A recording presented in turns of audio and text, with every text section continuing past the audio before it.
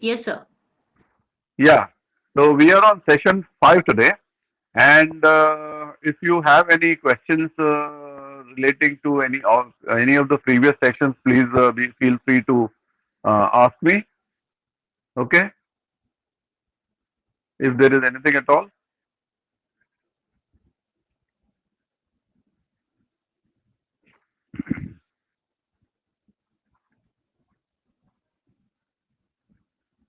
Okay, and we were talking. Kabir was talking about there was mention about how one feels, whom I support, and all that. Actually, while umpiring, I have found myself to be totally dispassionate. Even if India is playing, it doesn't matter to me. Sachin or anybody is out. That way. And somehow I do not know. I feel my sense of fairness within me is uh, a little overdeveloped, perhaps. I or through umpiring it has come to be like that, or it is ingrained within me that I cannot be anything but unfair. But that is what one should aim for. Be dispassionate and always develop in yourself, if you don't already have it, a sense of fairness, and which is essential in an umpire to him for him to progress. And people should be able to see that yes, this guy is fair and even-handed in the interpretation of the laws and application of the laws, particularly LBW. You can't be inconsistent. And if they see that you are inconsistent when applying the laws to different teams, you will lose credibility. So it has to come from within. That sense of fairness has to be there. I cannot be anything if not fair. I mean, I don't know. It is built into my system, or it has come into me after years of umpiring. I just don't know which came first, the chicken or the egg. I do not know. I quite don't know. Now, if you have no questions, we will go on to law 7, the creases. Is all right? Yes, sir. Okay. Yeah. Now we have three creases. As I told you at the end of the last session, we have got the bowling. The bowling crease is the basic crease, which is in line with the stump, and then we have the return crease and the popping crease. The popping crease and the return crease, three creases are there. One of the edges of the crease marking may be this much or it may be this much. It doesn't matter because one of the edges of the it is a hairline. It is a hairline. A crease is a hairline, mere hairline. It may be adjoining it is a crease marking of this much thickness or this much thickness. Depends on from ground to ground. It doesn't matter.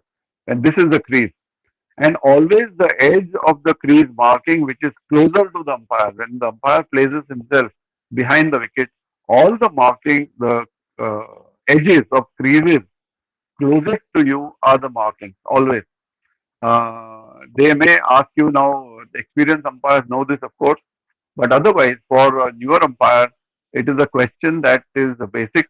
I would point out to the chalk and marking and tell me where the crease is, and he has to point to that particular edge, which is closer. That is part of the examination, a practical examination, when we want to test somebody. But then most experienced umpires, all they know it. So there is nothing new in it. Now, there are two return creases shall be marked at each end by white lines as per rules set out in laws so and so. The rules are as follows. Uh, Now it is specified that these shall be by white lines. By white lines. And nowadays we also see a blue line for the guidelines for white. We see them in limited overs cricket. But white lines is what is specified nowadays. At one time, the creases used to be actually cut into the surface of the turf. Actually cut by means of a chisel or whatever, some instrument, and actually had to be cut. But for a long time now, that has gone away and it has been replaced by white lines. For a long time, it used to be at one time. Now we have the bowling crease, which is the back edge of the crease marking, and it measures 8 feet 8 inches in length. 8 feet 8 inches. In fact, it is the only crease which is fixed in length. Which is fixed in length. 8 feet 8 inches. 8 feet 8 inches, and it is a line that marks the end of the pitch. When we read about the pitch is the area between the two bowling creases. One side is one bowling crease, the other side is the other bowling crease, and on the center of that crease is pitched the stump. Center of the middle stump is pitched there. So therefore, if somebody asks you what is the pitch, the pitch is defined is 66 yards measured from is the area between the two bowling creases or middle stump from one middle stump to the other middle stump, the center of one middle stump to the other middle stump. It is all the same because you pitch on that particular crease. Now, when the crease is the this is stump is pitched here, so center of this stump to the corresponding center of the stump, it is both the same. It will both be the same. It is a line that marks the end of the pitch, as in Law 6 area of pitch. The pitch is the area between the two bowling creases. It is stated in Law 6. So, bowling crease to bowling crease is 66 feet. Center of one middle stump to the center is and that comprises the pitch. The width of the pitch is 5 feet on either side. Now, there is a popping crease. We all know what a popping crease is. It is 4 feet in front of the bowling crease, marked 4 feet in front of the bowling crease and parallel to the bowling crease. It has to be parallel to the bowling crease. While marking, you will have to ensure that you measure properly to ensure that yes, 4 feet on this side, 4 feet on this side, and join that line so you will ensure that it is parallel. Why I said that the return bowling crease is the only one of fixed length, 8 feet 8 inches, because though the popping crease is marked up to 6 feet on either side, it is unlimited in length, right up to the boundary line. It is unlimited in length. That is why a runner, and nowadays we see that the bowling popping crease is marked up to 15 yards, and the striker, the runner runs wide of the wicket very often. It is now marked up to 15 yards, but the imaginary line runs right up to the boundary line. Uh, And again, the return crease, though it is marked 4 feet and 4 feet, 8 feet, it goes up behind up to the bowling crease. I mean, up to the boundary line behind the umpire. So it is unlimited in length. Both of them are unlimited in length. And you will find that you can still cut the return crease and be called for a no ball if you bowl from behind a little back and your foot is actually not on the chalk, but it's still you're still cutting the crease. We'll come to the no ball law when we come to it. I'll show you in a little detail now. Here, this for instance, this is the bowling crease, which is 8 feet 8 inches, and this is the return crease, which is unlimited in length, goes on right up to the boundary line behind you, and this is the popping crease, which is marked 6 feet on either side, 1 foot of the pitch on either side, a minimum, and goes on up to the imaginary line going up to the boundary line. That is how it is marked. And from this here to here is the distance is 66 feet. When I started umpiring, that was before the 1980 code, and unfortunately, the marking of creases wasn't too well understood, at least in India. And we used to have whereas from middle of the stump to the corresponding middle stump, it was 66 feet. There was no problem there.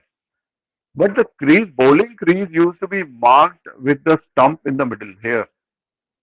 Used to be marked like this. Nowadays we see it is on the edge, so therefore one half of the stump is protruding on the umpire side. It is protruding behind the popping bowling crease. At that time, that wasn't so. And I remember that I qualified, became first class in 1982. And being a newbie in the 84 seminar, I raised this point before my seniors. And I told them my paper started with the statement that in India, all bowling creases are not being properly marked. Bowling creases are not properly marked. So I had to explain to them. And fortunately, in the 1980 code, uh, this graphic representation was given for the first time. And they accepted that. And after that, it became our job to educate Malis wherever we went. Now, that was the difficult part because they had been doing this for years. They had been doing this for years, and we had to sort of tell them. And being new, it became a little awkward for us that somebody who's been doing it for 30 years and this guy who's just become an umpire is telling us that this is not the right way. It was somewhat delicate. You have to uh, maintain your friendship with, you cannot antagonize the groundsman first day you reach a game, and you cannot afford to antagonize the groundsman. So it had to be delicately handled. So we had to explain to them, look, center of this stump is is on the line, and you will mark always ahead of that particular line. Ahead, you will not mark astride the stump. The stump is not in the middle. The stump will have to be on this edge, and it made no difference to the popping crease at all, because from the stump center coming up to here, so the edge of the crease was going away somewhere in the middle. The edge of the crease was going away somewhere in the middle. It was wrong. Anyway, we worked on it, and then nowadays it is being marked properly. In fact, all the frames that were used even at test centers and all, they used to do the marking with frames, wooden frames there, and all of them were made with this uh, in this way.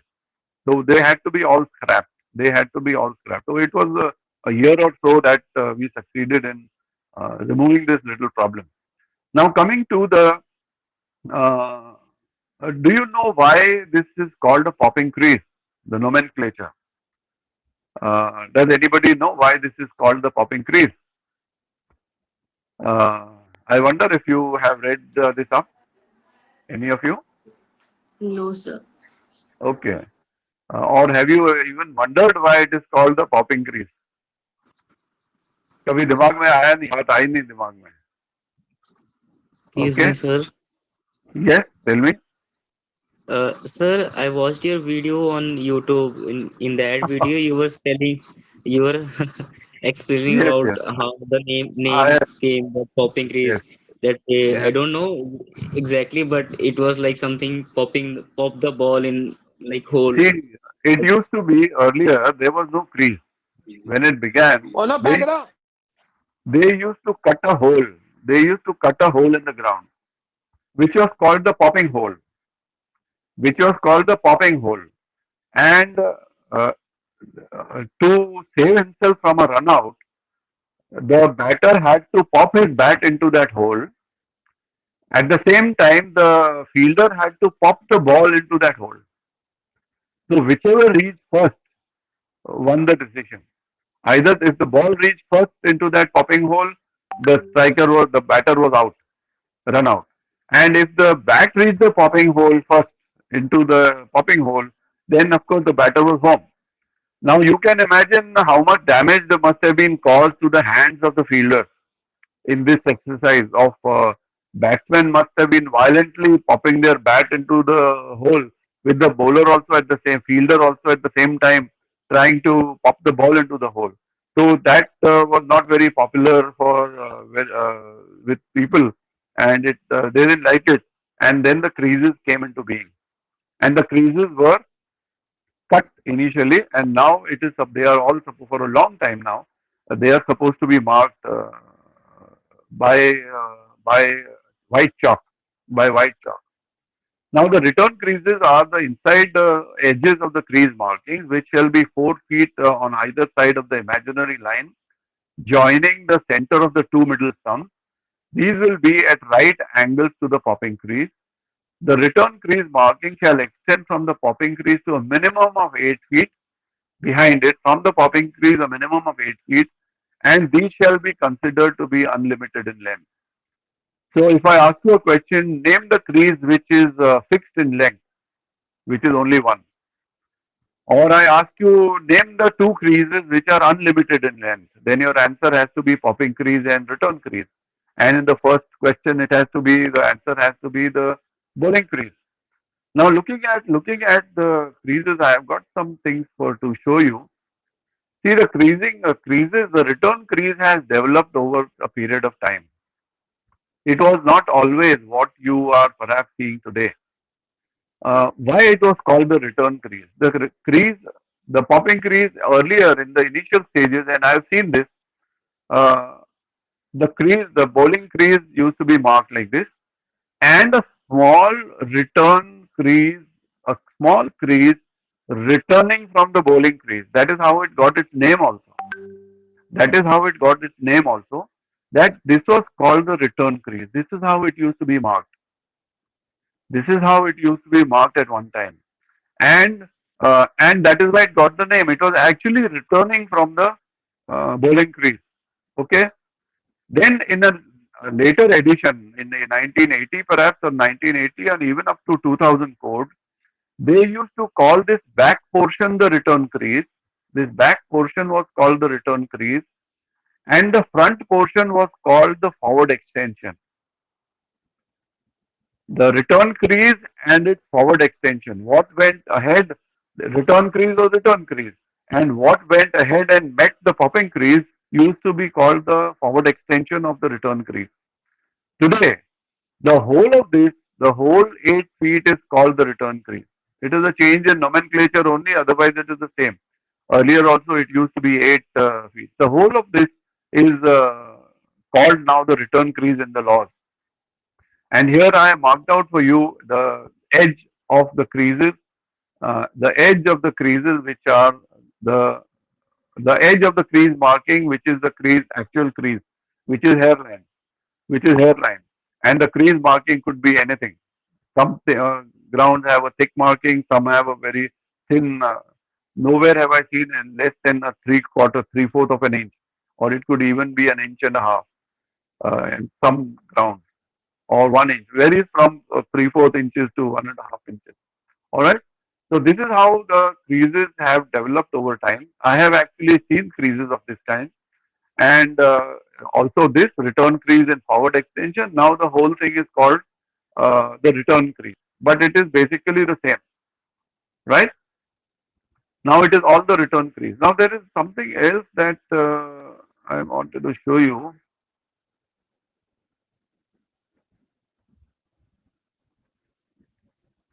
Yes, how creases are actually marked.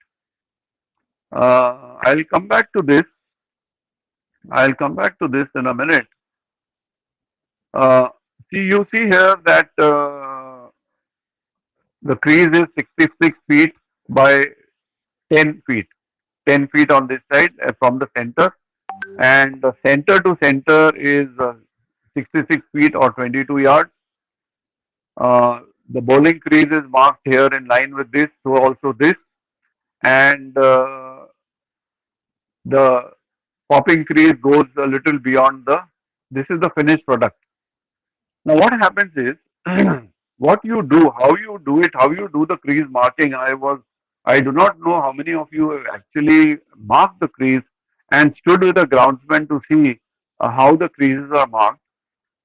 This is something that you need to learn, because especially when we were forced to learn this and do this, like I told you, that we were umpiring in an era where there was hardly any training given to, there were no curators by any name, and there were only the malis who had to be corrected and who had to be guided. So we had to be hands on. We had to be hands on with most of these things, crease marking and all that. And what you basically do is, if, I'll show you a PowerPoint presentation which will make it very much clearer. But just bear with me for a while. First, you start with this as your platform. You will mark point A and B, which will be 8 feet 8 inches.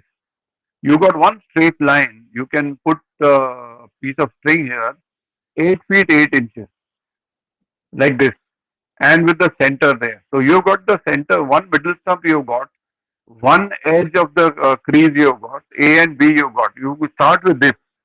Now you are supposed to build on this. Your structure has to be built on this base.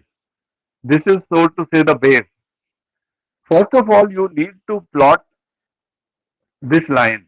You need to plot this line and arrive at M2, which is the middle stump 2. Middle stump 1 to middle stump 2, which is again 66 feet. How are you going to make sure that you have a straight line, absolutely straight line? Straight line is fine because you will stretch it. But this thing has to be also got to be parallel to the other return crease, bowling crease.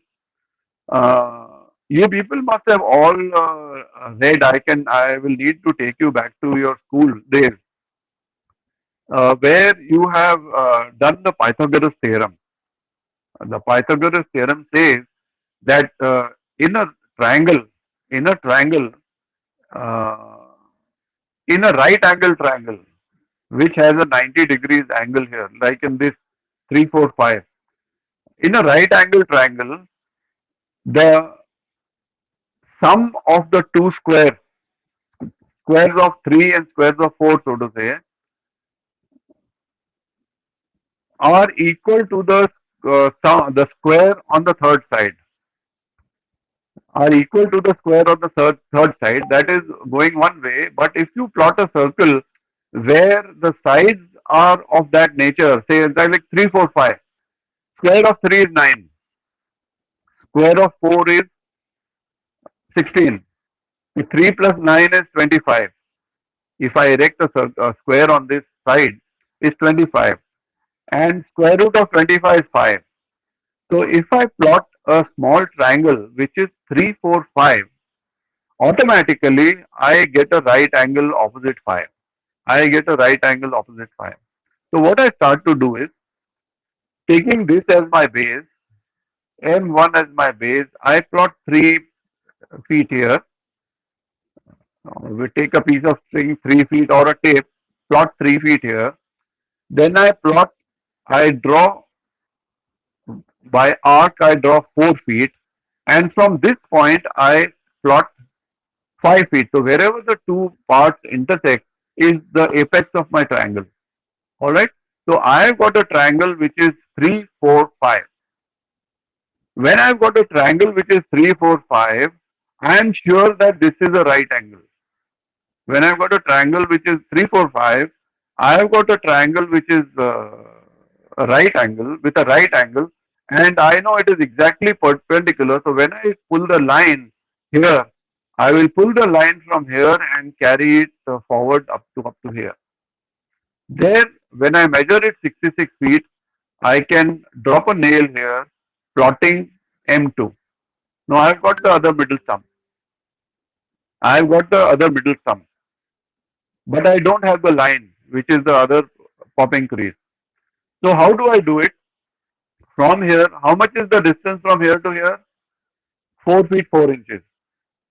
I plot a line like this, curve, an arc like this, both sides, and from here I take 66, because this has got to be 60, and cut an arc and cut an arc. So I have got point C and D. I have got now point C and D. I merely join C, M2 and D. So I have got the second bowling crease. I have got the second bowling crease. Now both of these bowling creases are now parallel to each other, because I have made sure that I have moved in a vertical line from this position by using a 3, 4, 5 triangle and taken it up to here. So I have got these 4 points. Now the points that I have got is, I have not marked any line so far. The points I have got is here A, B with M1, middle stump 1, and C, D with middle stump 2. Now I can draw these two bowling creases. I draw the bowling creases. But before that, before drawing the bowling crease, let us do a check. See what happens. One quality of a rectangle is that both the diagonals are equal. Both the diagonals of a rectangle are equal. If they are not equal, then it is not a rectangle. Both sides have to, all four sides have to be parallel. So I will take the precaution from point C to point B. I will measure, and I will measure this point to this. They have to be 67.5 inches. They have to be both equal, and in fact they should be meeting this in the center. Right? This is the correct way to check. So you make sure by doing this, then you're 100% sure that you got a proper rectangle. You got a proper rectangle. When you check the diagonals, which is the final check, when you got the diagonals correct, then you know it is, because if it is slightly off, then both diagonals won't match. one will be shorter than the other. One will be shorter than the other. Then you have to tweak the that particular. You made a mistake somewhere. Then you have to tweak the that you keeping this fixed. Now this thing I can just show you in the form of a PowerPoint presentation. Have a look at this.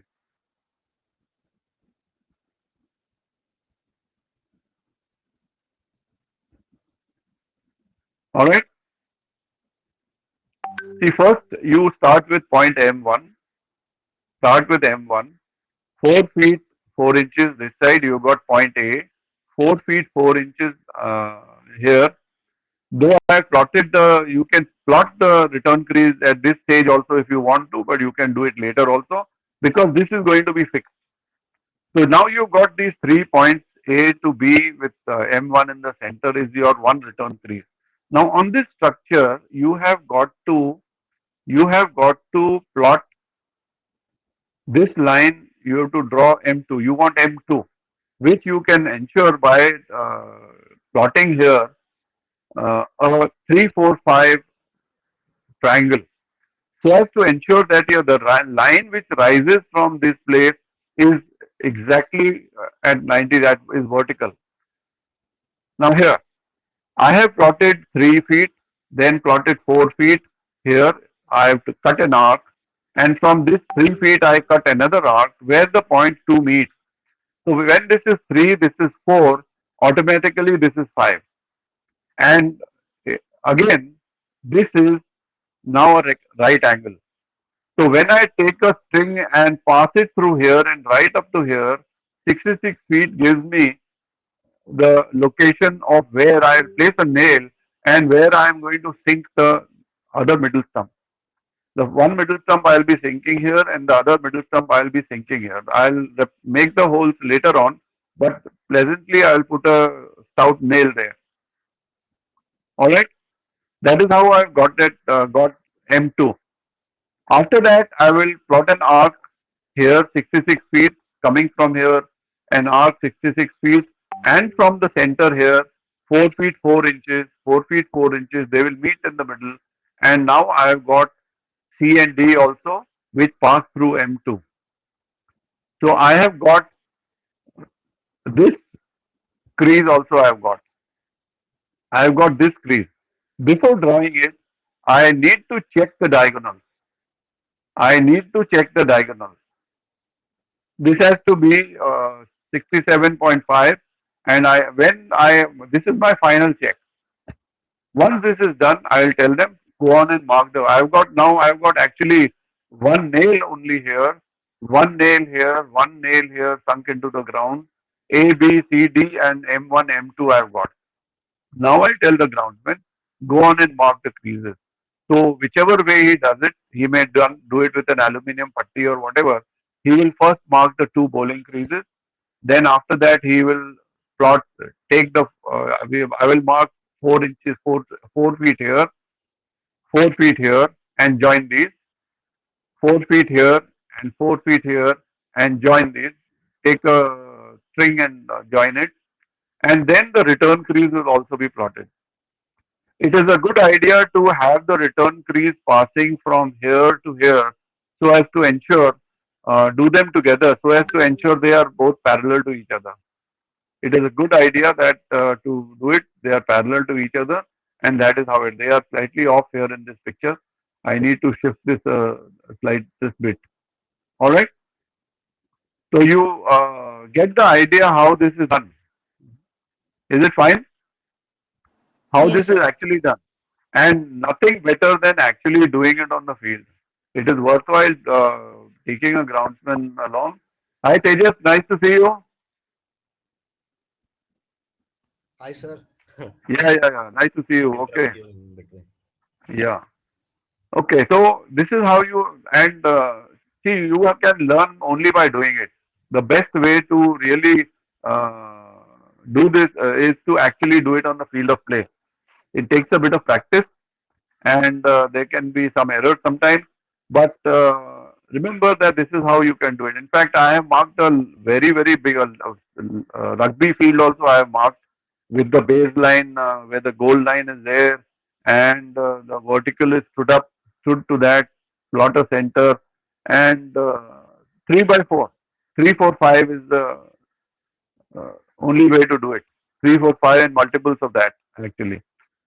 You need to plot at a from the base. You need to run a line which is vertical, exactly vertical. The only way to do it on a field. Okay. This is how you do the marking. I suggest you can't learn at the first class level. If you reach there, it has your all your learning has to be before that. So I suggest that if you are not already doing it, please do it and take the groundsman into confidence and go onto the field and try doing it. Or you observe them initially, observe them, and you tell just see what they are, how they may have their own methods. For all you know, they may have their own methods, perhaps a better method. Check it. But for you to be actually doing it from scratch, I suggest this is the way you can do it. All right. And believe me, I have seen pitches where the two bowling creases are off. You know, the two bowling creases are off, and it is very awkward standing at one end and trying to face a bowler because your movements are all wrong. You will get to bat on such a pitch. Your movements are all wrong. You see the ball coming at a particular angle, and it doesn't really you anticipate. You can't do it. It becomes very difficult to play. And one of the things one can do is when going onto a field is stand behind the return crease at one end and run your eye and see that both are running in the same line. Similarly, you go here, one cursory check. Similarly, you go to the other return crease and run your eye down it to see that yes, they at least are in line. If you're not doing more checks on that particular ground. Suppose you've gone to a ground where you just arrived and some cursory checks need to be done. And like I advised you, you must measure the pitch measurements, etc. All right. Any questions on this? The marking of creases, etc.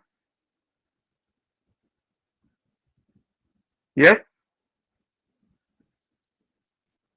All right. I'll go ahead Yes, sir. then with yeah, yeah. Somebody wanted to say something? No, no, I said no. Okay, okay. All right. Excuse me, sir. So, Sir, yes, yes. Go on. sir, I Shweta, wanted to you to explain the danger area as well here only on the crease marking. you want me to explain it here, or Yes, sir. Yeah, okay, I exactly. can do it now. I can do it now. Nowadays, it is called the protected area. Yes, sir. Mhm. Protect. Now, look at Yes, sir. this. Look at this. In my book here, as part of the chart, I have given the protected area. The protected area is 5 feet in front of the popping crease and 5 feet in front of the popping crease here. Mhm. 5 feet in front of the popping crease on both sides and marked. You see nowadays, if you see, look at matches, you'll see that there is a small chalk mark here and a small chalk mark here on both sides of the stump. This shows uh, this kind of box cannot be drawn on the pitch. So a mark is made here and a mark is made here, which tells the umpire that this is the line, this is 1 foot on either side. So the whole thing is 2 feet by 48 feet. This whole area, the protected area is 2 feet by 48 feet, 1 foot on either side of the imaginary line joining the middle stump.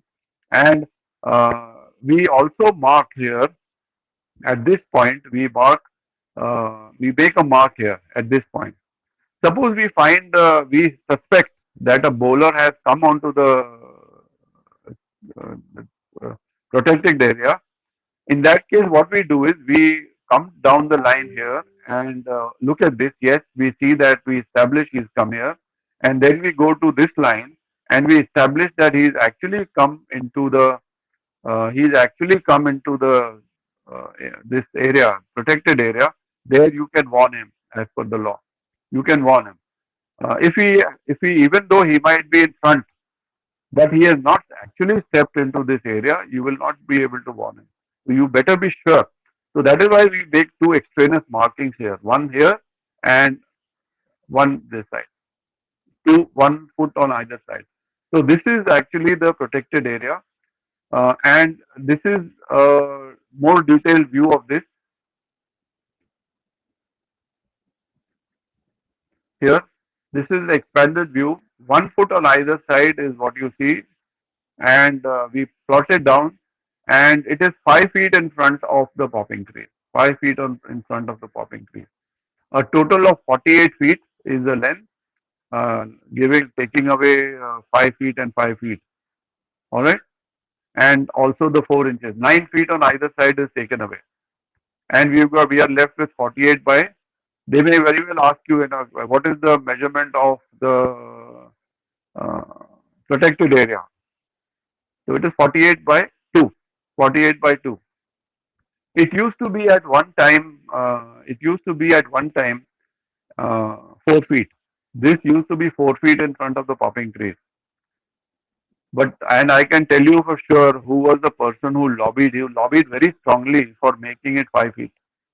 That was Mr. Kapil Dev. Because Kapil Dev and Chetan Sharma used to always come in the front.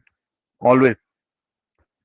Right there, he would be right here. And he personally told me, अरे umpire साहब आपको क्या लगता है ये 4 foot है? Should it be 4 feet or should it be increased to 5 feet? I said, bhai, why do you think 5 feet is 4 feet is insufficient? Well, no, he found himself going over it. So, and I can imagine after that, we had our conversation, and a few years after that, it got changed to 5 feet. It got changed to 5. I think in the 1980 code, it got changed to 5 feet. And I remember my conversation with him, or maybe in the 2000 code it got changed. But he did say कि 5 foot होना चाहिए. Nowadays, man's stride is so long, and it should be 5 feet. To 4 feet is too short. So there is always a player lobby, and then it was changed to 5 feet. And we are okay with anything really. But this was the background for the change. And 5 feet is all right, not unreasonable that he should, his demand or request was not unreasonable, I felt. Because for a tall guy, he'll almost everywhere, he'll find himself right in front. And he used to be there in front. Chetan Sharma also used to be in front. The only game I umpired was with Kapil Dev playing was my debut game, India versus England. But he bowled from the other end. He bowled Prabhakar and Javagal Srinath bowled from my end, but Kapil Dev bowled from the other end. And I felt, and Chetan Sharma, I have issued a warning also. And had Kapil come in, he would have received one. So this is how it is. So you're okay with this explanation of the protected area? Yes, sir. Yes? Yes, sir. Okay. All right. Now coming to the wickets. We all know that the wickets are the three stumps made of wood and two bales made of wood. They specify. Nowadays, because of the zinc bales, this doesn't apply to the bales because they are of acrylic material perhaps. And the middle stump shall be pitched in the center of the length of the bowling creases at each end. Right in the center, its point will be sunk there where you put that hole there. There, that hole will be widened by using a metal instrument and hammered, and there the middle stump will rest. Then after that, you will take a gauge and you will sort of measure. See, when you take a gauge that I think I showed you, uh,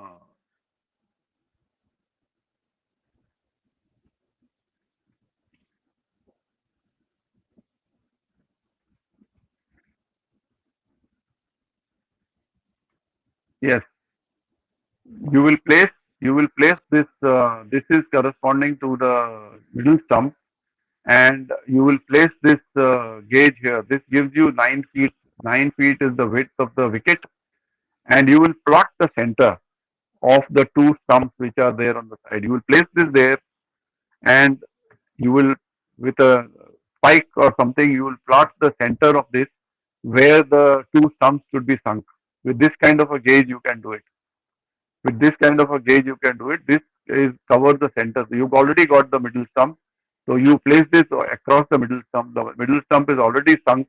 And now you need to plot this point and you need to plot this point. And that is where you will sync the other two stumps. That is where you will sync the other two stumps. And once that is done, your wicket is ready to be pitched. Now, now during our time, we had only 28 inches here, and uh, we did not have the minimum and maximum diameter, the circumference. Nowadays, you have even that. Nowadays, you have even that to take care of. So therefore, you have to remember. And as far as bales were concerned, we had only the length to worry about, nothing else. 438 upon inches, 43 upon 8 inches, nothing else. Nowadays, they give you, you are supposed to remember the measurement of the longer spigot, the shorter spigot, and also the barrel, which is, this is the barrel. This is the barrel, the thicker portion is the barrel, and the longer spigot and the smaller spigot. You have to measure those three measurements and the total length of the bale. And whereas this is here, uh, we used to be told that they should be of sufficient thickness to not to allow the ball to pass through. But then they sat down and calculated minimum and maximum. So you have to make sure that these bales, and in the gauge which I showed you, it has got a hole which through which the stump should, one the hole it should pass through, in the other hole it should not pass through. Just like for a ball, a go and no go. Similarly, in the gauge you have a go and a no go for the stump also. For the stump also. Now coming to this part, center of the length of the bowling crease, two sets of wickets consisting of three wooden stumps. This is specified that they should be made of wood, and two wooden bales on top shall be pitched in the centers of the bowling crease opposite and parallel to each other. They have to be, once you have ensured that your creases, bowling creases are opposite and parallel to each other, and when you follow that line for pitching the three stumps, you ensure that the wicket is also parallel to the correspondent wicket at the other end. Each shall be 9 inches in width. 9 inches in width. They shall be 9 inches in width, and they do not give you any measurement for the length of the stump. If you notice, it is not 28 inches. They don't give you that, but they do tell you that the top of the stump shall be measured 28 inches from the playing surface. But even then, what we do in matches is that most uh, stumps are made cut to 28 inches, 28 inches, and we measure one stump and then lay them all along with each other and make sure that we've got a complete set of 8 or 10 stumps of 28 inches. Then when you have done that, one advantage of doing that is that it becomes easy for you to remake the wicket or to pitch the wicket, because then you have to make sure that the bottom edge of the stump is touching the ground. If it is slightly higher, then it is too high. If it is sunk inside, then it is too low. So you start with 28 inches, but the law doesn't specify that. The law says that it should be 28 inches from the playing surface. Why does it say playing surface? If it is turf, it is all the same. If it is you are playing on turf, then it is all the same, because then your 28 inches has to be touching there. But if you are playing on a matting wicket, matting on an artificial surface, uh, a lot of artificial surface have got a thickness of say this much, or sometimes even this much. So it is from this surface that you have to measure 28 inches. If you are playing on an artificial surface, 28 inches is to be measured from here. So when your stumps are inside the ground there on actual ground earth, and in front of it you got a artificial surface of this height, then your stump ferrule will be out by this much. It will have to be out by this much if you measure 28 inches. So what they want is from the playing surface it should be 28 inches. That is why they mention playing surface, so that it covers turf and it covers artificial surfaces also. And they don't give you a measurement for the length of the stump. Where in the case of turf, that comes automatically 28 inches. That comes automatic. But then suppose you have got stumps which are less than 28. Why reject them? Make sure that the stump is rising a little more than it is supposed to. It doesn't look very good. Ideally, you have to have your each stump should be 28. Ideally, but the law doesn't require that. The law doesn't require you to do that. But I suggest you measure them all 28 inches so that whenever you're playing on turf, it becomes very easy. If you come running in, you see that you have to put the stump inside. You have to put that stump only up to where that outer edge is, and it becomes easy for you to remake the wicket. That is the advantage that you have when you start with a set of stumps which are exactly 28. That advantage is a big. Otherwise, you'll have to fish out your uh, tape and measure each time you have to remake the wicket because the difference there can be a difference. When you have 28 inches, all you need to do is make sure that all your stumps are going in up to the surface, the cylindrical surface. Then you got a proper wicket. Nothing else to do. Nothing else to do. All right. So 28 is what you should go in for. In the center, each set will be 9 inches and the height will be 28 inches. And they say that the top of the stump should be dome shaped except for the grooves, except for the bail grooves. And ensure that they are dome shaped because otherwise you are faced with an awkward situation where if it is not dome shaped, the bales, even if dislodged from the groove, will find a resting place on the top of the stump. We have seen that happening. And also ensure that the bale grooves are proper when you inspect the stump, that they are proper.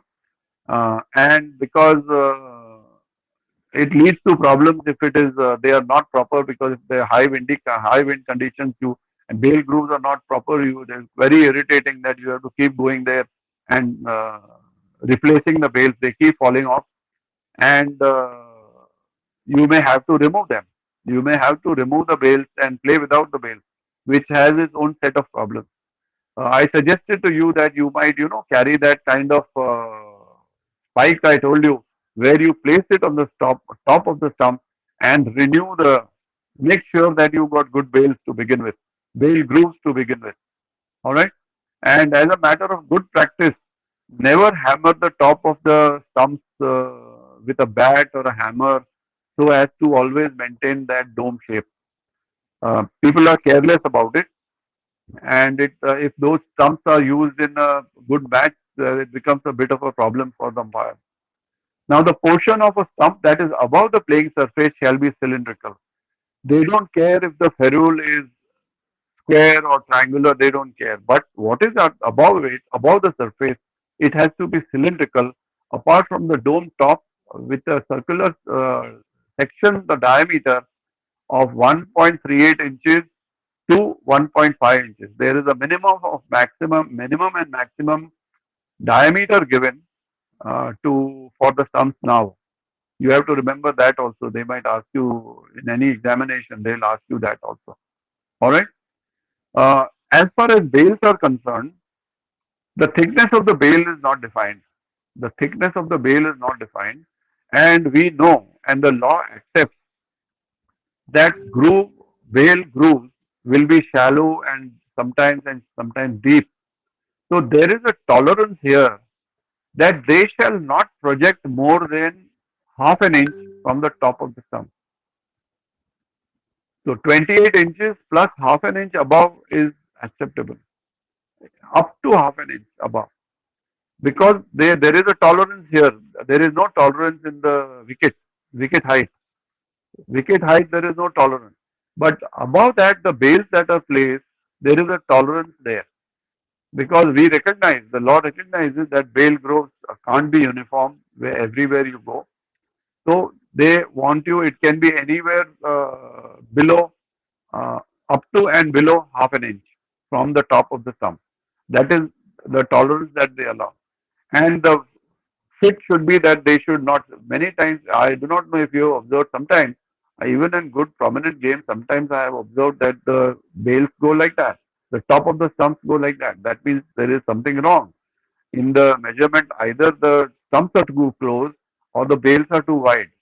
So that is something wrong and should be immediately corrected and should indicate to you that things are not. It has happened to us also in a game where we find that, oh, there is something wrong here. When they are fitted, when the groundsman has fitted the stumps and all that, we then have to go and measure the bottom. We find that the bottom is less than 9 inches. That is why we have a V-shaped wicket.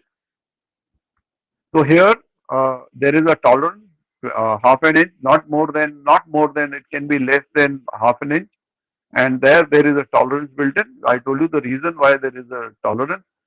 Uh, these measurements are something for an examination that you have to know.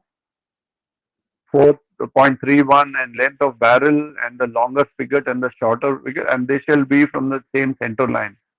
Now, when you put it on a late, it will be the same center line. There is no problem at all.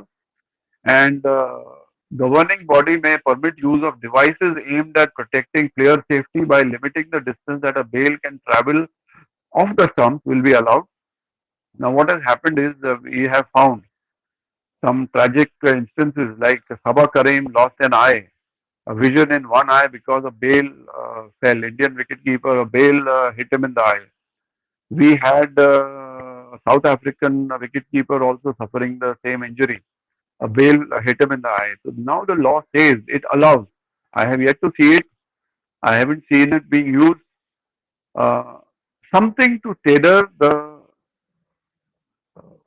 bail to the stump so that it doesn't fly off. Normally, we see a bail flying off up to 30 feet, 30, 35 feet. Sometimes the fast bowler hits it, it goes flying, and so we have to actually search for it. Where is it gone? And there is a book I know where it is recorded that the bail flew for so many feet. There has been a record. But if this is dangerous for the wicketkeeper, especially, sometimes it can be dangerous for the slip fielder. The law now allows this that you can have, maybe it is the form of a string which is fixed onto the bail and then to the stump, and so to prevent it from flying away and injuring somebody, especially in the eye, injuring somebody. I haven't seen such a device actually so far. I do not know whether you have seen it. Any of you have seen it. All right. There was a point I wish to make here was the length of the bowling crease, size of the stump, bails. Okay. Now here I might tell you that your bowling crease is 8 feet 8 inches. Why is it 8 inches? Why 8 feet 8 inches? It used to be 8 feet 7 inches at one time, and it got increased to 8 feet 8 inches when the width of the wicket was made wider. It was brought to 8 inches. The last time when the lawmakers increased the width to 8 inches, they did not increase it, the width of the bowling crease, to 8 feet 9 inches. In keeping with previous regulations, uh, 4 feet on either side and 7 inches in the middle, then 8 feet, 4 feet on either side and 8 inches in the middle. They haven't made it 4 feet and 9 inches in the middle. They haven't done that. That is why it is still 8 feet here. Ideally, it should have, if we followed that pattern, so ideally it would have been 8 feet 9 inches the width. But no, it is not so. It is 8 feet 8 inches. That is out. And throughout the history of the game, there has been a balancing between ball and bat, the batting side and the fielding side. Today's date, the game is, especially limited over cricket, is very, very strongly balanced against the bowler for various reasons and in favor of the batsman. Uh, but lawmakers were always concerned that when they saw long innings being made and all that, uh, so one of the tools where to try and balance it in favor of the bowler is to increase the width of the wicket was one of them, and height of the wicket and width of the wicket, so that they are the more chances of getting the batsman out. Even the height has undergone changes. It used to be very short at one time. Then the height has also kept increasing, especially when the bounce of the ball started rising. Surfaces were better, and the balls were better. Surfaces were better. It was getting the bowling changed from underarm to round arm and to over the overarm. Naturally, the ball rises higher, so the stumps also went higher, and the making it broader was the lawmakers trying to restore a kind of. They used to perceive that yes, the game is too much weight against the bowler, so all right, give them a bigger target, or even the size of the ball. The size of the ball has been consistent.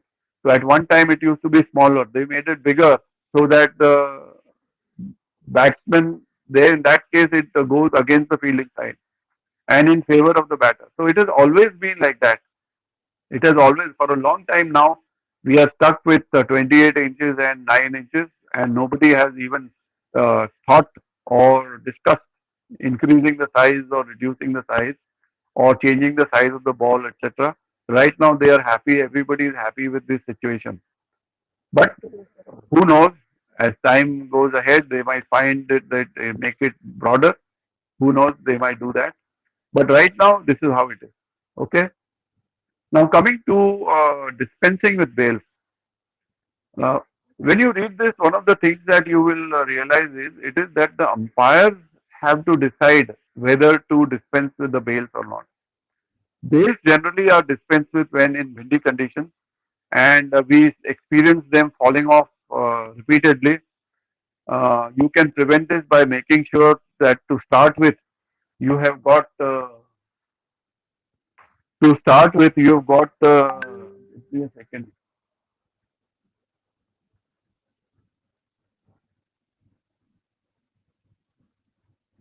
To begin with, you got to ensure that you got good bail grooves and heavy bails. The umpire decides to dispense it, and generally it is done in windy conditions.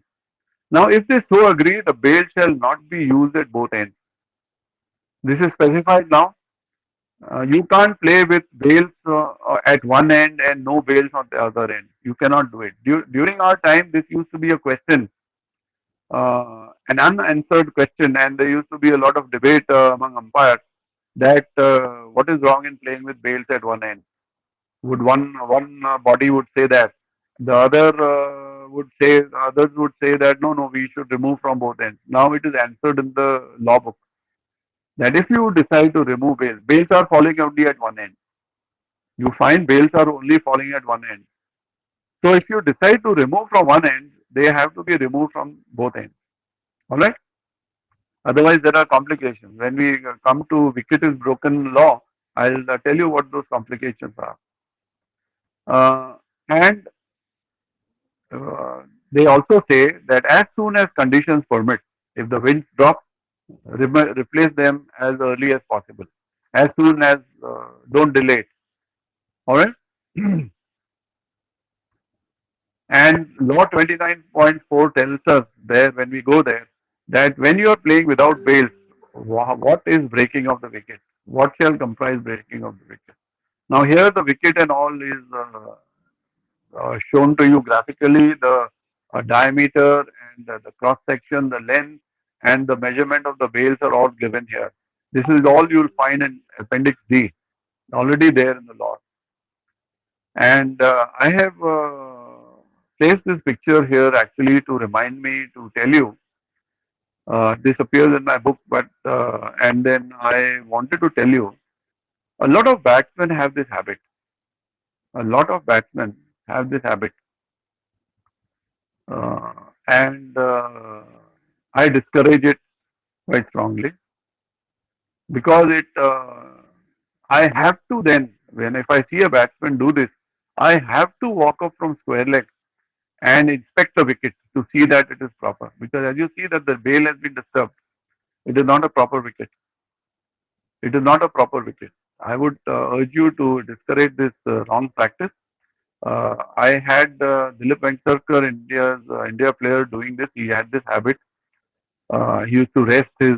So I used to quietly put his bat down so that he got the hint without telling him anything. Just put the bat down. But I would always have to walk up. Now, what has happened was in my first one-day international, which was India versus England. Graham Gooch was the captain of the England team. This was at Bangalore. When England was batting, which was they were batting first, yes. When England was batting and a drinks interval was called, I was at the far end. My colleague V.K. Ramaswamy, former Test umpire, was at the uh, pavilion end. Now drinks came from the pavilion, and we walked towards the pavilion more or less in a straight line, and we had drinks and we returned. Now on coming back, uh, I hadn't realized it or seen it earlier, but when I came back to my position at square leg, Graham Gooch had placed his bat against the wickets at the pavilion end, V.K. Ramaswamy's end. And how he had done it was, he had placed it like this, not this way sideways, as this is placed, he had placed it like this. Now, because we had played for about an hour or whatever, the soil was a little loose, perhaps at the bottom. The stump was a little loose, and the stump fell back like this. The wicket didn't break, the bail did not fall off, but the stump uh, was bent back. The middle stump was bent back, and the two bails were like this. Two bails were like this, and the middle stump was bent back. VK couldn't see it from his position because he was right in front. He was in the same line. He couldn't see it. But fortunately for us, I spotted it from square leg because from my angle it was visible. Even before the bowler started his run up, I spotted it. I told VK, your wicket needs to be remade. Have a look at your wicket. It's not proper. So he came ahead and saw what was there and he set it right. Otherwise, we would have landed in a lot of trouble with the commentators and all. Then I'm sure the TV would have been able to see something like this, and even that crooked wicket which we had with Gooch placing the bat on the center, on the middle stump. Avoid that. And after some time, after that, he, I didn't say anything to him at that time, but he saw that what had happened because we actually stopped play and set it right. Uh, I had to halt the bowler and all. He did it again when a wicket or something fell. He did it at my end again. At that time, I had to tell him, I had to, you please avoid doing this. He said, no, there is nothing wrong. I said, but last time there was. You know that last time there was a major problem, and in any case, I have to come up and check. I can't avoid it. I have to come up and check. So he said this. He accepted, and he didn't do it after that. So my suggestion to you is prevent the batsman from doing these things. Otherwise, an awkward situation can develop. And seriously, in that game, it could. If I hadn't spotted it, uh, I'm sure the both umpires would have got a bad name for over such a small thing. For over such a small thing that how come the wicket is not proper? How come these guys never saw it? They wouldn't realize. Nobody would blame the batsman, but they would certainly blame the two umpires. So I suggest you discourage this practice. Discourage this practice. It is my advice to you. Stop them from doing it. There's plenty of you can rest your bat on the ground like everybody does. Yeah. I used to stop Dilip Venkatarakur. He was a prominent India player, and definitely in my first one-day international, Graham Gooch, the captain of England, please stop. I explained to him that look, you had a problem at the other end, and in any case, even if there is no problem, I still have to come and check, which is a problem with me. So he said, he acknowledged that, and that was the end of the story. That is how. Okay. Any questions on wicket, etc.? Anything you have in mind? You think there is something? Robin, good to see you, Robin. Sir, hello, Yes, yes. sir. Pratap, tell me. Yes. Sir, while removing the bail, sir, both umpire has have to be agree or one. Hmm. Both have to agree, no? Both have to agree. And why should they disagree when the bails are falling off? Why should they disagree? But both have to agree to remove it. Okay, sir. Now, as regard bails, I have another thing to tell you and suggest to you. Now, look at this. Look at this picture. Now, this is apparently some ground where in the during the interval, the public is allowed to approach the playing area, allowed on the playing area, and this has been cordoned off, and they are renewing the pitches. The bales are here on this end. The bales are on top. Nobody has removed them, and here the bales are placed, removed from their original position and placed like this. All right, are placed like this. Now, how many of you, while umpiring, do something similar to this?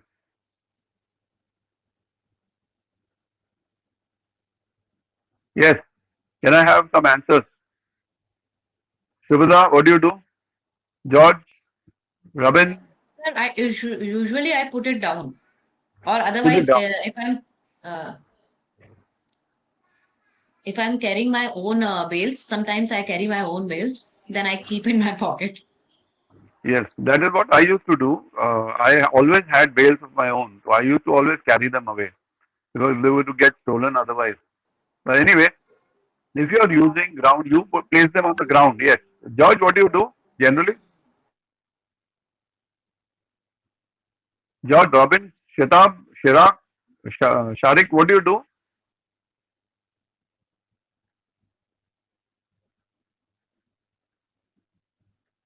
Yes. George, what do you do with the bales? You leave them on top or you place them on the ground or take them inside? What do you do? Sorry, I was eating my lunch. I usually drop them next to the stumps. Next to the stumps, you drop them. Sharik, what do you Yeah. do?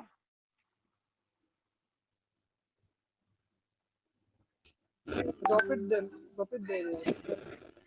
Drop it there. Shweta, what do you do? Sir, sometimes I put up on the stumps or sometimes I brought it down, sir. Acha, but you do something with him. Robin, what do you do? Robin?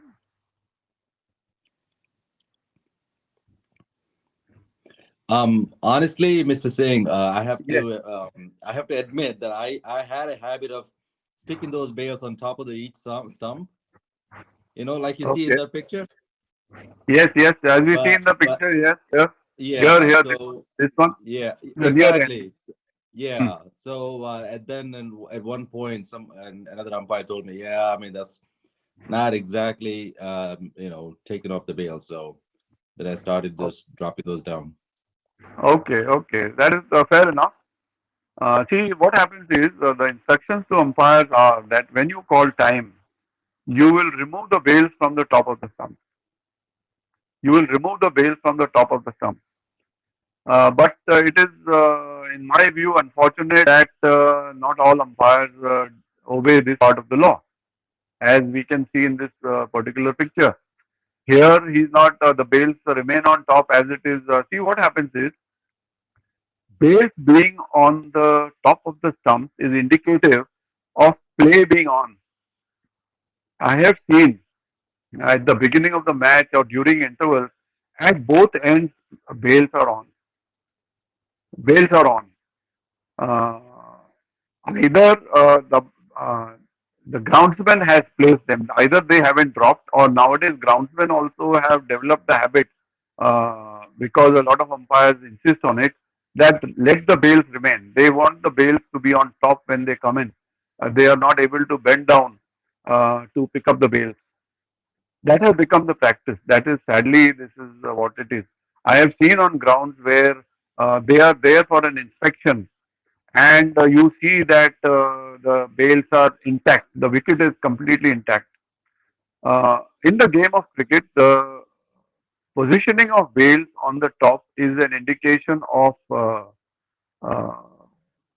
play having stopped, been stopped for the session. No play is on at this moment. That is how it is indicated. Like I call time and I remove the bails from the top of the stump. That is what, and it indicates to anybody and everybody worldwide, even if you're on TV, yes, play is not on. For the bail to be on is indicated that play is on at this moment. All right, that is one thing. Aesthetically, it is also not correct. Uh, Let me tell you a story about this test match of mine where I was the fourth umpire. Now, I was already an international, of course, but then, of course, the position of the fourth umpire is secondary, and I must do what my main umpires tell me to do. But in that checklist that I had, was one of these points was also there. Uh, First thing, like I told you, do you wish to carry bail? And Daryl Harper said, yes, I'll carry a bail. Simon said, no, let there be one extra bail. I won't carry one. Fair enough. At least there was one extra bail. And I told you that in the first session, a bail broke. And it was such, the efficiency of the umpire was such, he immediately fished out a bail, put the broken bail in his pocket, and placed the new bail. No interruption in play. That is efficient umpiring. And to top it all, he got a replacement immediately as I went in. I carried a replacement, took the broken bail and gave a new one to him, which he carried throughout the match. It did not break again. That was one aspect. They did what I wanted them to do. The other thing was, I asked them, Simon and Daryl, uh, would you be removing the bails from the top of the stumps and bringing them in, or what will you exactly do? And when you go in, will you prefer that the bails be on the top, or would you would pick them up and place them on top before starting play? So Simon got the gist of what I was saying, and Jeff Crow was the match referee. He didn't quite realize what I was trying to say, but Simon did, and he quoted the law. He When Jeff said what is the conversation about, so Simon quoted the law. He said the umpire shall remove the bails from the top of the stump. He quoted the law. And it was decided. Both of them agreed. Emma, we'll drop the bails at the bottom of the stump. We'll drop the bails. We won't leave them on top. We'll drop the bails. And when we go in, we'll pick them up and uh, place them on the top of the stump before calling play. This is what was agreed, and they followed it. They followed it. And I think that is the right thing to do. Unless the bails are your own and you were afraid of getting those getting stolen, as I used to be, I think that is the best way you can do it. You don't want to carry it, you don't own it, then drop it there. Afterwards, go in. I cannot imagine why people have developed this bad practice. Why can we not stoop, bend down and pick up the bails and place them on top? And follow the instruction that we need to remove the bales once time is called. Remove the bale from the top of the stump. I think we should all do it. I do think that is the right thing to do. And what is right for two elite panel umpires, I think it is right for everybody else down the line. That they quite agreed, quite readily they agreed to do that. Now I couldn't, I had to, and also moreover, what I had to, first thing I had to do was tell the Malis that the umpires will be dropping the bails. Do not pick them up and put them on top, as you might have been in the habit of doing. These guys don't want it that way. I had to tell them because a lot of umpires, many umpires, prefer that the wicket be entirely intact when they go in. No, I suggest that it should be not. Let the bails lie there. So I had to tell the groundsman that these umpires don't want it that way. They want when they will put down the bails, you will be doing work around that area, but don't pick up the bales and put them on top, which they did not do. The Eden Garden Malis did not do it, and we went through the match very well, very well. So my suggestion to you is please don't. If you are doing this, I suggest you. And just like you said, somebody told you that this is not the right thing to do. Even this is not the right thing to do. Somebody suggested that to you, right? Okay. So this is what I wanted to add. And I had a very good time with Simon and Daryl, and it was a match where there were quite a few interesting things that happened. Even regarding the maintenance and preparation of playing area, it was, I told you, not a rough this thing. The pitch was very unusual. I have umpired several matches at the Eden Gardens ground, and they have been always good seamers and hard top wickets. But this match, it was a crumbly wicket, and because in order to perhaps favor, to begin with, it didn't look crumbly at all. But as the game developed over the five, and then you won't believe it, even on the second day, I on each end I was lifting up this much of soil from the area where the batsmen were playing. This much of soil at each end. At each end. I'll talk about that when we go ahead with the preparation and maintenance of the playing area. All right. Now, what are the different aspects of preparation of the playing area, playing preparation and maintenance of the playing area? I have a small chart here in my book where the different maintenance tasks which are involved in that playing area. One is picking up of debris, either by hand or by sweeping. Picking of debris. There are specific times for it. Uh, Picking up by hand can be done at any time, but sweeping with actually a broom like this, it has specific times only. You can't do it earlier.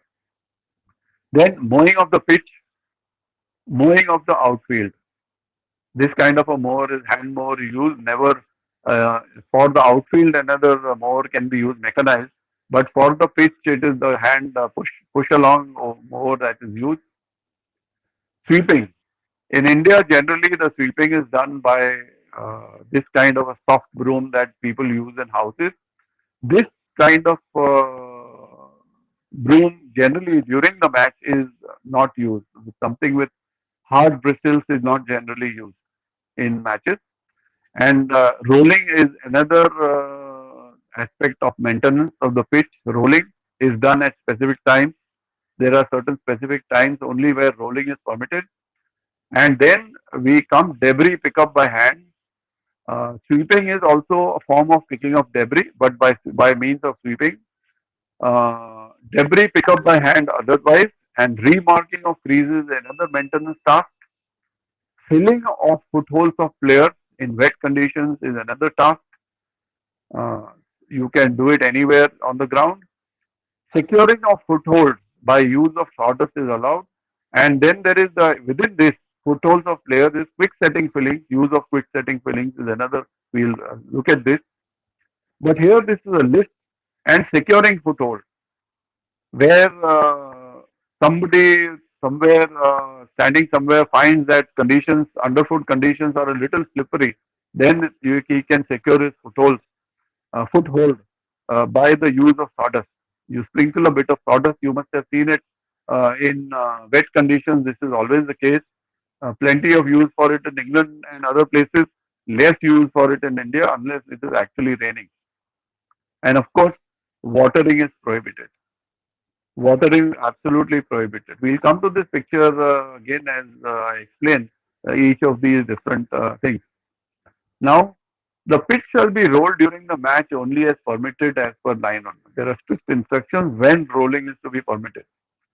During frequency and duration of rolling. During the match, the pitch may be rolled at the request of the captain of the batting side. it is always the request of the batting side captain that the pitch may be rolled for a period of not more than 7 minutes. Therefore, it can be less than 7 minutes, his choice, or he may not have rolling at all, 0 minutes. I don't want rolling. Before the start of each innings, other than the first innings of the match, and before the start of each subsequent day's play. All right. Going further, we'll deal with both these together. Rolling after a delayed start, in addition to the rolling permitted above, if after the toss and before the start of the innings, first innings of the match, the start is delayed, the captain of the field may request that the pitch be rolled for not more than 7 minutes. Normally, there is no rolling. There are 4 innings. In the first, before the first innings, there is no rolling at all. Okay, but there is an exception to that. Now, I want to ask you a question. I want to ask you all a question. I want some answers. Yeah, 1 second.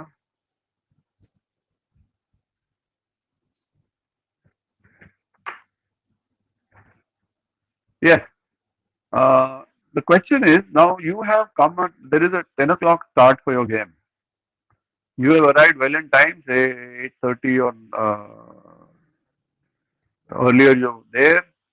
And when you come to the ground, it is raining. While you were coming to the ground, you found that conditions were wet. And when you reached the ground, it was raining, and you and your colleague then decided that we can't play at 10 o'clock.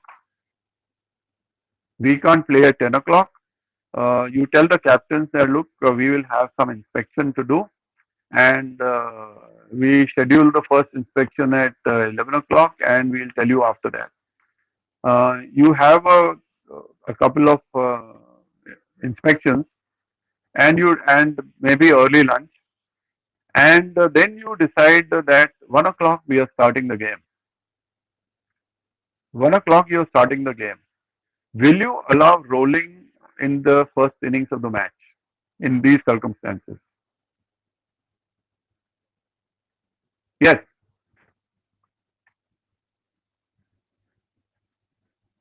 Will you allow rolling in these circumstances in the first innings?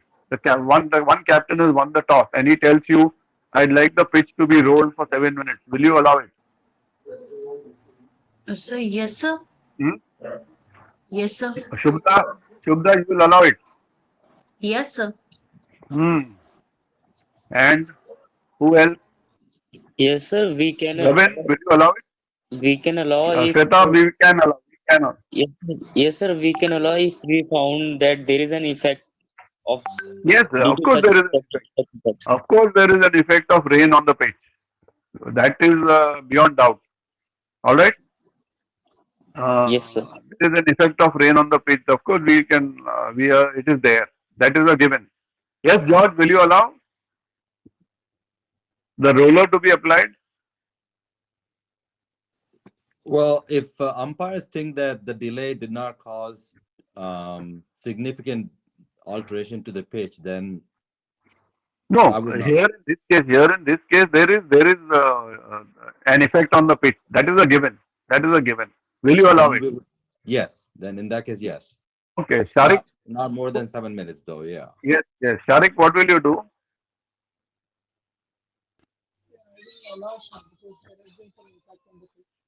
You will allow. Okay.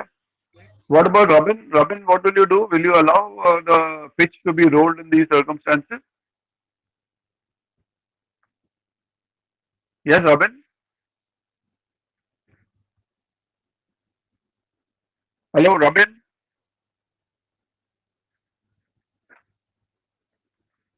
So let's look at the law. Let us look at the law here. What happened to my mouse cursor here?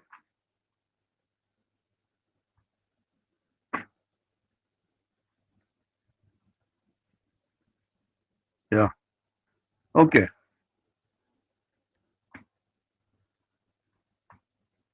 We know that the default is that we will not allow before the start of the first inning. But here, look at this. Rolling after a delayed start. In addition to the rolling permitted above, if after the toss and before the start of the first inning of the match, the start is delayed.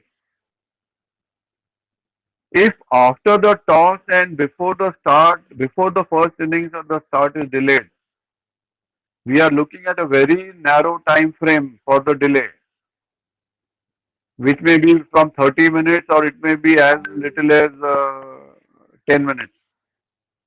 We are looking at some 15 minutes. The toss has to take place 30 minutes and 15 minutes. It is during that time.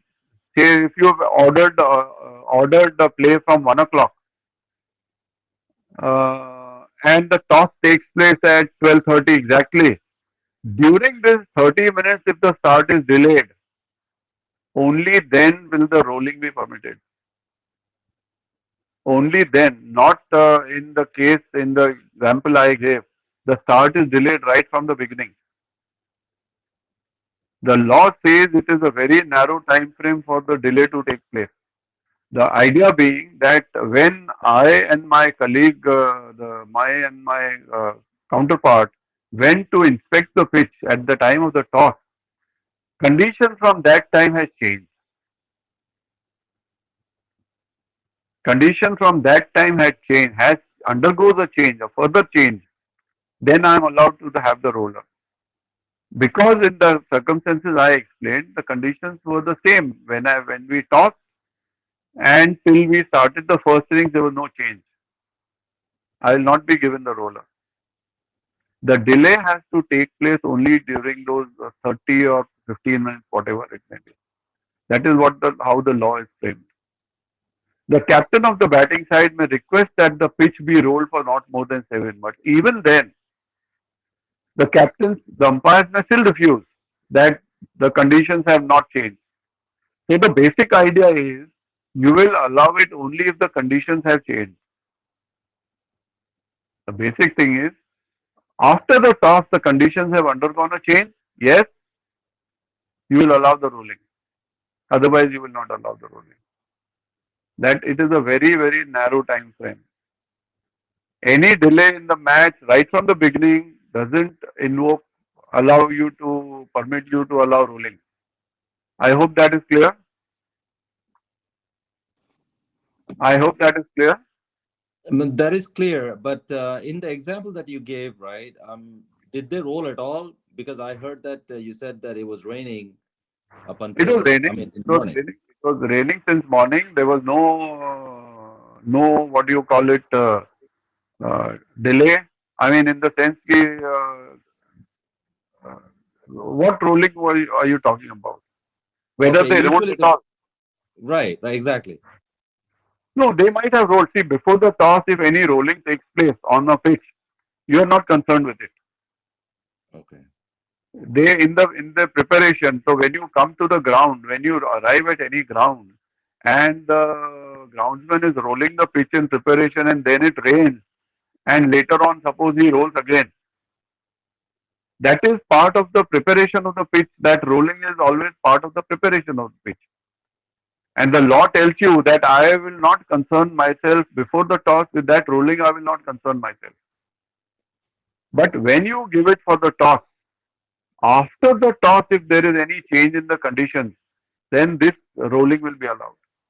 okay, This rolling will be allowed only then if after the toss there is a delay.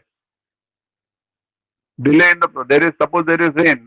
To change the example, you come. All this happened at 12:30. You do the toss, and after it's already a rainy day. You know it, and at 12:30.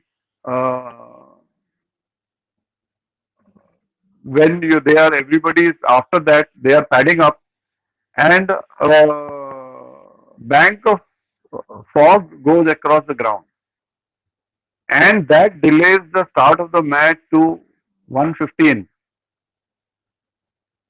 In my view, it will not affect the condition of the pitch. I will disallow. But if it rains at 12:45 it rains and the start is further delayed further for another 15 minutes, 1:15 again, I will allow the roller to be applied. But only in that case. After the toss, there should be a delay, which affects the condition of the pitch. Only then this thing is to be allowed. Not otherwise. Not otherwise. This this is the law is very clear about it. If after the toss and before the first innings of the match the start is delayed, you can't get away from it. Please revise your thinking about this. You have to revise your thinking about this. Whatever your thinking was prior to this must be revised. It is a very, very narrow time frame we are looking at. Delay takes place within those 30 minutes or 15 minutes, whatever it is. Only then the right arises now in favor of the batting side captain to ask for the roller, which you will agree to, provided you think that the conditions have changed from the time of the toss. Conditions have changed. It stands to reason. If the same conditions prevail, then you will not allow the toss, allow the roller, which is what the next paragraph also says. So the basic idea is, when you come for the toss, you have seen a particular condition of the pitch. If that is altered, you will allow the roller. That is the basic principle of the law. Alright? Now, choice of roller.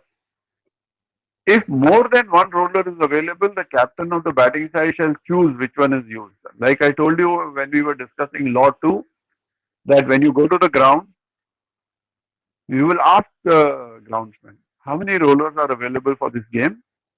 He will point out to you, there are 4 rollers there, but I am giving you only 2 because it is a junior level match. It might be a county center or a test center. We've got 4 of them. The mechanical one is never given to us. Uh, Besides that, they've got 4 push along rollers, and I'm giving you 2. This is the light one, this is the heavy one. Identify, inform the 2 captains. Inform the 2 captains, note it down, because we don't want under any circumstances in that game the third roller should be brought out. The third roller should absolutely not be brought out. Even it is available, but under no circumstances will it be allowed to be used, whatever happens. And we don't want the home side playing tricks with us. That is why you need to inform and make a note. 2 rollers, light and heavy. Identify which roller is which, because which is bigger in size might be actually the light roller, which is hollow. So you have to identify. Time permitted for rolling. Rolling shall be permitted a maximum of 7 minutes before play begins on any day, and shall be started not more than 30 minutes before the time scheduled for reschedule begins play. And the captain of the batting side may, however, delay the start of such rolling not until 10 minutes before the start of scheduled or rescheduled play. Now, for example, uh, we are on day 2. Day 1 is over, we never allowed roller, and now it is day 2. The same side is batting. The captain of the batting side says, sir, I want the roller at 10 o'clock start. I want the roller at 9:20. Sorry, 9:20. You will not give it. It cannot start before 9:30. You can't give it. 9:20, 9:30 is the earliest you can give him the roller. And he can choose. If he doesn't say anything, you will instruct the Mali to put on the roller at 9:30. But he can choose. A lot of batsmen I have seen, captains I have seen, they have instructed me, I want the roller at 9:50. The start, the rolling must start by 9:50. He can delay it up to 9:50. Not, he can't tell me 9:55 you apply the roller. No. 9:50 is the latest I will accept. He may say 9:45, 9:40, 9:35, 9:30, whatever. he cannot delay the start. When the roller starts at 9:50, necessarily 7 minutes rolling, we are already on our way out before the rolling is finished. We will be on our way out and placing the stumps, and we will actually see the rolling happening in front of us. And when it is 7 minutes, we will tell the groundsman, take it away. 7 minutes are up. Very often it has happened. And this will always happen when it is between those 10 innings, 10 minutes, the interval between innings. Always that way it will happen. Rarely in the morning. Generally 9:30 we apply the roller and then we sit quietly for play to begin. But sometimes if the captain delays his rolling up till 9:50, then necessarily it will be on when we go out to restart play. We resume play. Necessarily it will go on. 9:30. And because 9:30 is the earliest, we must make sure that mowing finishes before 9:30. When we come to mowing, I'll talk about it by 9:30 because that is the earliest time the rolling has to take place. So I must finish my mowing before that time. Okay. So the start of the rolling, here it is not completion, it is the start of the rolling. The time is given for the starting of the rolling and it will go on. It may be 5 minutes, 7 minutes, 3 minutes, whatever. Okay. Now coming to the job of clearing of debris from the pitch. The pitch shall be cleared of any debris normally by sweeping before the start of each day's play. Earlier, there was no provision for sweeping and clearance of debris. There was no provision in the law. But over time, the lawmakers realized that when play is going on a plot, small pieces of debris come up, like small pieces of stone will come up. And if you mow and roll over it, uh, it will cause damage to the pitch. It will cause because it will dig into the pitch. The small pieces of stone will dig into the pitch. So therefore, they want that before the roller is applied, it should be swept. It should be swept. The law says normally it should be done by sweeping. Before mowing, it will be lifted by hand. Suppose you find before mowing. And a lot of times, this will be done before the completion of mowing and before rolling. When you apply a mower, when you apply a mower, uh, there is a drum in front, which in which the cut grass falls. Not all cut grass falls into that drum. It may fall off on the pitch. So therefore, that also needs to be swept away before you need. So always after mowing, sweeping is done, and then the roller is applied if he wants it, if he at all wants it. So roller is an option. Mowing and sweeping are compulsory. Roller is an option of the batting side captain, but the mowing is compulsory. So also is the sweeping, which is compulsory. All right, you have to done it. The mowing and this thing has to be mowing and sweeping has to be finished not earlier than 30 minutes, not later than 10 minutes. So at 9:30, this should be all over, so that he can apply the roller at 9:30. He's already told you 9:30 we want the roller. You're not waiting for him. When you came in, he said, Mr. Umpire, we want the roller at 9:30, 7 minutes. The light roller. Great. We've got your instructions. And we told the groundsman when we will be inspecting, we will be supervising the mowing. At that time, we'll tell him that, look, he's asked for at 9:30. So finish your mowing first, sweep the pitch, and then give him the light roller for 7 minutes, starting at 9:30. Those instructions will be followed. Okay. Uh, Sweeping will be done between innings. Between two innings, there is a 10-minute break. Sweeping will be done of the whole pitch with the broom, and then rolling will be done. The idea being that all that small debris must be removed, so that when the roller goes over it, it doesn't dig into the pitch and damage the pitch. All right. And also sweeping will be done at all intervals for meals. It will be done at all intervals for meals. Lunchtime, tea time, uh, not during the drinks time, but that is all intervals for meals. Drinks is not an interval for meals. So if you are asked, generally asked a question, when shall sweeping sweeping be done? Before the start of each day's play, after completion of mowing and resting, between innings, and at all intervals for meals. That is when sweeping has to be done. Okay.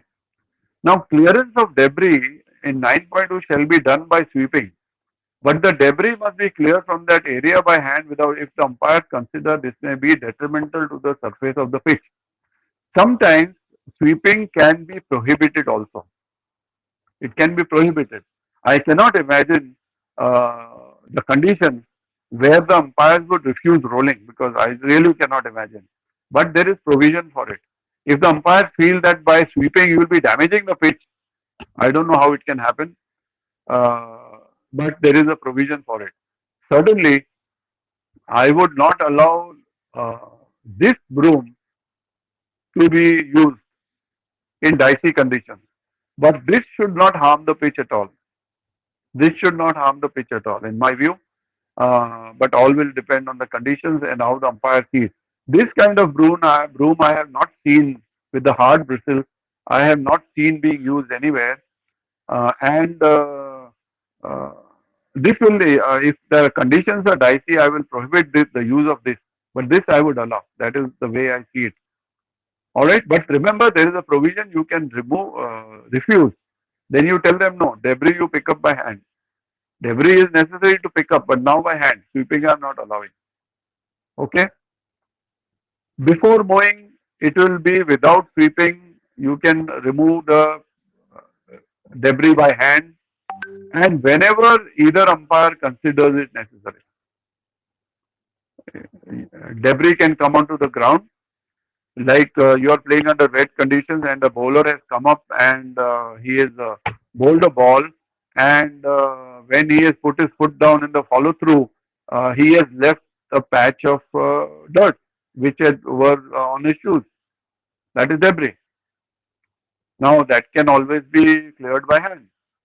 You don't have to sweep there. They necessarily at any, and that is perfectly permitted. No problem at all. And I, for one, when I used to bat, I used to be a little fastidious about this. We used to bat in Maidans of Bombay, and less than ideal conditions and open ground, where from everywhere, from all directions, small pieces of paper or a bit of grass would come in and lie on the pitch and all that. I used to be pretty fastidious, and I used to spend time picking up those things from in front of me if I'm batting. I take guard and then I pick up a few things and then start batting. With afterwards also, all the time I was doing it, and that is perfectly all right. I am picking up debris. I am removing the debris from the ground. I don't even require the umpire's permission for doing it. But then here, whenever the umpire considers it necessary, picking off of debris at any time is allowed by hand. Sweeping, no. Sweeping, there are specific times for sweeping. And before mowing, necessarily it will be by hand. It will be by hand. After mowing, the broom can come out. Before that, it cannot. All right. Now, coming to responsibility of mowing. All mowing before the match shall be the sole responsibility of the ground authority. I don't care what mowing you do, what you do, I don't care. All subsequent mowing shall be carried out under the supervision of the umpires. Of course, the same groundsman will be doing it, the same curator will take instructions from us, but we will also supervise. Nowadays, it is left for the fourth umpire to do it, supervise, but otherwise, it is the two umpires' job. We generally, when we leave a match on at the end of the day, we tell the scorer, the ground staff, the head mali or the curator, that we will be arriving tomorrow at the ground at so and so time, and we will keep your mower ready, and we will come and do the mowing in front of us. do the mowing in front of us, do the sweeping, and wait for the instructions for the roller. All right. And if you have used the rollers of this kind, mowers of this kind, generally in this mower there is a mark 1, 2, 3, 4, 5. That is the depth of the cutting 1, 2, 3. Generally it is kept at 1. But when you go for a game, you will ask the Mali at what level do you keep the blade? He will say, sir, I keep it at level 1.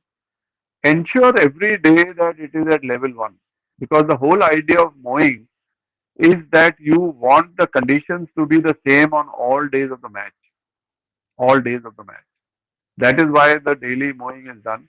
So make sure that he keeps that the indicator is at 1, as he did on day 1. It has to remain at that level for all the 5 days. All the 5 days. It has to be kept at level 1. And also, there is a little trick there. There is a little trick there with the Mali can play right in front of your eyes. Uh, See, when he has to just push along the mower, it has got a roller here and it has got a rotary blade.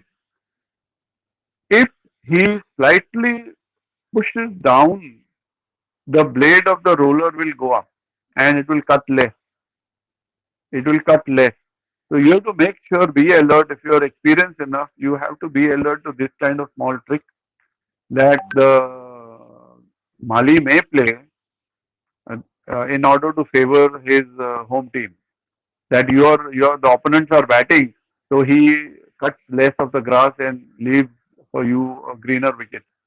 So make sure that every day he doesn't indulge in this trickery, and make sure that he properly moves the pitch in front of you. That is why you need to supervise it. This small trick can be played and it can affect the opposition.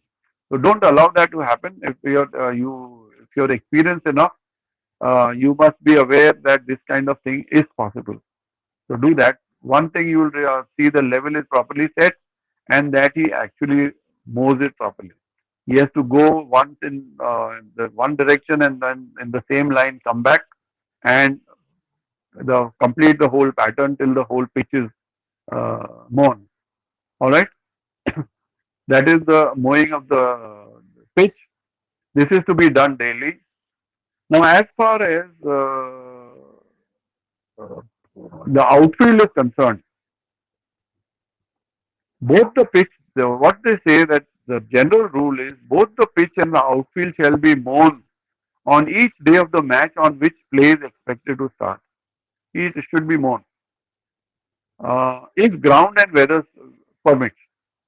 But however, there is some concession given as far as the outfield is concerned. If for reasons other than conditions of ground or weather, complete mowing of the outfield is not possible. See, I've got manpower power issues, and now for a smaller game, he might not want to do it. The ground staff, he'll come and tell you. The grounds authority shall notify the captain and umpire of the procedure to be adopted for such mowing. He might tell you that I will mow the outfield, which I will do daily, but the outfield I will do on day two, or maybe day three. Day two I will not do. Day one is gone. Day two I will not do. Day three and day five. He comes and tells you. Then you will accordingly convey to the captain and make sure that this arrangement is followed. Both of them have to agree to it because this is what the groundsman is telling us. As far as mowing of the pitch is concerned, there is no concession given. Must be mown daily. But there is some concession given as far as mowing of the outfield is concerned. And the ground authority tells you, look, this is how. Now, if I go to Eden Gardens to play a match, in a test match, nobody will come and tell me. They will run the roller there, the mower there. But if it is a smaller match, maybe even a Ranji Trophy match, it is not perhaps not done every day. Then in that case, we abide by it. We go along with it.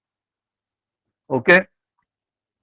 Mowing of the pitch, the timing for it, like I told you, it shall be completed by 9:30, not later than 30 minutes before, because 9:30 is the earliest when he has to get rolling. So by 9:30, I must finish. So 30 minutes or whichever is the rescheduled play. Because if I have announced uh, on any day, 1 o'clock is the starting time, then mowing should be finished by 12:30, because at 12:30 the roller has to go on day two. We've already had the toss and all that. Now we are on day two. There was rain in the morning today also, and 12:30 by 12:30 the mowing should be finished, because at 12:30 the batting side captain can take the roll, put the roller on if he desires. So before any sweeping, before rolling. So this is how it works. 30 minutes prior to it, it has got to that stands to reason. Now again, if necessary, debris may be removed from the pitch before mowing by hand without sweeping. This is repeated from what was in 9.2.3. It is repeated from there. Mowing of the outfield on any day shall be completed not later than 15 minutes before the time scheduled. So we have got 15 minutes extra for the mowing of the outfield to be finished. Mowing of the outfield will be finished up to can go on till 9:45. By that time it should be finished. That is what is stated. 30 minutes prior to start for the mowing of the pitch. 15 minutes prior to start is the limit for the outfield. And watering the pitch. The pitch shall not be watered during the match. The pitch shall not be watered during the match. Remarking of creases. Creases shall be remarked whenever either umpire considers it necessary. Now, you look at this particular law closely. There is no bar for you to stop play and have the crease remarked. There is no bar. Usually it is not done. Usually it is not done. And to the end it can also be done during drinks. You don't have to wait. Suppose things have gone pretty bad and crease are, especially the popping crease is essential, and things are bad. You may even call somebody quickly and tell him, please remark the popping crease. I am unable to give a no ball, or even a run out situation also, or stumping. So if things are that bad, nothing stops you from doing it. You consider it necessary, it's got to be done. Usually, we will not stop play for this, and usually during drinks we do not ask for remarking of creases. But if the conditions demand it, warrant it, nothing stops you from doing it, because the creases are in, at least the popping crease can be renewed. Tell the Marley, send a message out that let somebody be ready with the material, and he rushes in and does a quick job of marking only the popping crease. Nothing stops you from doing it. I can't imagine when in my career never have things been so bad that I have had to stop play for to do it, or even get it done during drinks. But I did in that Eden Gardens test match. I used to mark it in drinks also. It was because it was necessary. All right. Now remember, there is no bar. Please remember that. Whenever you think it is necessary, you are the boss. You think it's to be done, it's got to be done, even if it means holding up play for a minute. Okay. Maintenance of foothold. We are talking about footholds here. The umpire shall ensure that holes made by bowlers and batters are cleaned out and dried whenever necessary to facilitate play. Cleaned out and dried in the sense that it is wet, there are wet conditions, there are some holes there. It should be cleaned out and dried so that there are no wet patches there. Now, in matches of more than 1 day's duration, more than 1 day's duration, the umpire shall allow, if necessary, the returfing of footholds. Now, this returfing of footholds means this definition means a lot of things, very, very different from each other. But note here, in match of more than 1 day's duration. So this is a task which will be performed only in a match of more than 1 day's duration, not for a 1 day match.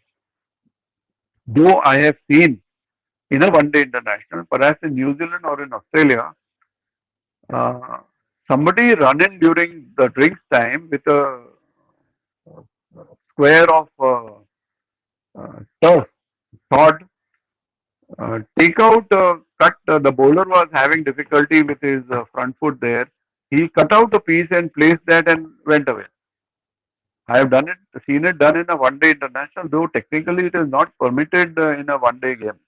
But he came in and did it. That piece of grass he put in a fresh one, stamped it a little, and play went on. Though technically it can't be done in a match of more than 1 day. Generally, what happens is at the end of the day, we before we leave the field, we let the groundsman come in. He generally will come in, and so will the fourth umpire. And we will tell the two field umpires will tell them that look, we'll come out in about half an hour, and please attend to the place where the front foot has landed, and here it has landed, and if we want that area returfed or use of quick setting fillings. Now returfing is actually use of replacement of a piece of grass sod ready and returfing. But quick setting fillings and all that, like I said, has many different meanings. Everybody has got their own methods of doing it, and everybody does it differently. Everybody has his own formula and mix of things where chemicals are there, soil is there, sawdust is there, or whatever they use. Uh, they have been using for. So it is very